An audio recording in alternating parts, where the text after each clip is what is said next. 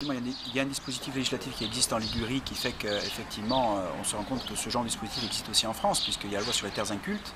Lorsqu'un propriétaire constate des terrains à côté de son exploitation qui sont à l'abandon, il peut faire une saisie de la commission départementale d'aménagement foncier pour que celle-ci se rende sur le terrain et constate cela. Mais il y a un débat contradictoire avec le propriétaire qui peut aller très loin dans le temps avant que l'on puisse arriver à un résultat.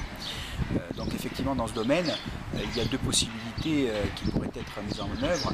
Premièrement, permettre la facilitation des associations foncières pastorales, parce que ça permettrait de regrouper de manière obligatoire le propriétaire dans une association foncière pastorale. Il serait toujours propriétaire, mais ce serait l'AFP qui gérerait le foncier pour permettre d'avoir un développement agricole.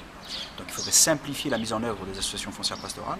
Et le deuxième élément, qui concerne peut-être la question de l'indivision au sens large, bâti ou non bâti en Corse, notamment dans le rural, c'est que même s'il faut lutter contre le fait de ne pas payer les exonérations, les droits et garder une exonération sur d'autres successions pour le patrimoine populaire agro-pastoral, s'entend, c'est le patrimoine issu de l'histoire de la Corse, il faut aussi faire en sorte qu'on sorte de l'indivision.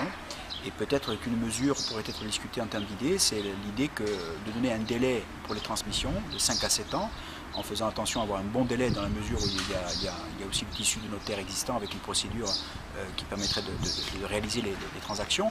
Mais au bout de ce délai, si la transmission n'est pas établie, d'arriver à faire en sorte que le bien, bâti ou non bâti, rentre dans le domaine public et éventuellement dans le bien des communes. C'est-à-dire qu'il y aura une perte du bien s'il n'y a pas de transaction, en laissant le temps, avec une exonération aux familles de réaliser leurs transactions.